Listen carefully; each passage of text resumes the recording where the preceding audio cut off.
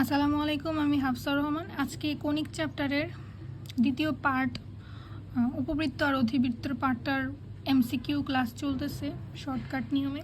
তো আজকে হচ্ছে টাইপ 3 অধিবৃত্তের উৎকেন্দ্রিকতা বের করার নিয়ম। লাস্ট ক্লাসে আমি দেখাইছিলাম উপবৃত্তের উৎকেন্দ্রিকতা কিভাবে বের করে, ওইটা শর্টকাট। আজকে দেখাবো অধিবৃত্তের উৎকেন্দ্রিকতা বের করার শর্টকাট। তো এখানে এক্সাম্পল হিসেবে আমরা এই সমীকরণটা নিয়ে নিছি। তো x - 3 তার whole square divided by 6 minus y - 1 তার whole square divided by 5 is equal to 1। এটা হচ্ছে আমার এক্সাম্পলটা। এই এক্সাম্পলটা থেকে বা এই সমীকরণটা থেকে উৎকেন্দ্রিকতা, অধিবৃত্তের উৎকেন্দ্রিকতা বের করার নিয়ম হচ্ছে E is equal to root over সমষ্টি বাই 12। সমষ্টি বলতে এই নিচের যে দুইটা সংখ্যা আছে, এই দুইটা সংখ্যার যোগফল ডিভাইডেড বাই এই দুইটা সংখ্যার মধ্যে যেই সংখ্যাটা বড় ওই সংখ্যাটা নিচে লিখতে হবে। তাহলে এই দুইটার যোগফল 11। So E is equal to root over 11 divided by বড় হচ্ছে 6 ডিভাইডেড বাই 6। এটা হচ্ছে আনসার।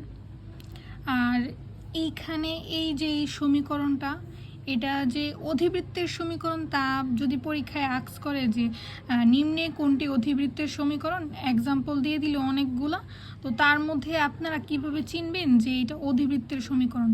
অধিবৃত্তের সমীকরণ এই আকারে থাকলে মাইনাস থাকবে, এটা যদি প্লাস হতো তাহলে এটা উপবৃত্তের সমীকরণ হতো। যেহেতু এই সমীকরণটার এখানে মাইনাস, তার মানে এটা অধিবৃত্তের সমীকরণ। এখন আরেকটা এক্সাম্পল করাই।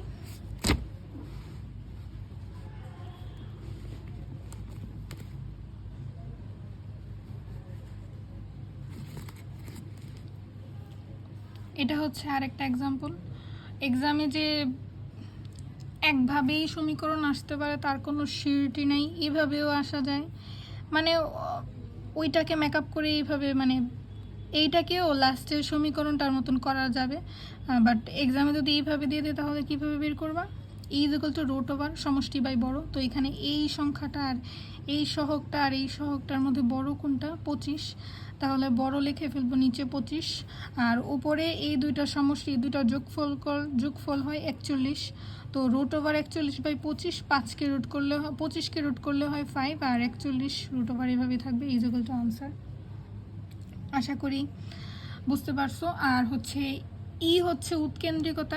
উৎকেন্দ্রিকতাকে ই দ্বারা প্রকাশ করা হয়। সো আশা করি সবার উপকার হবে।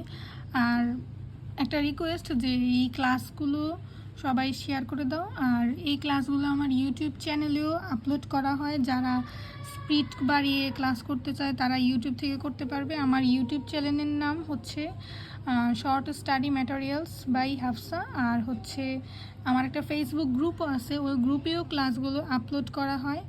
আর ফেসবুক পেজও আছে, পেজটার নাম হচ্ছে শর্ট স্টাডি ম্যাটেরিয়ালস।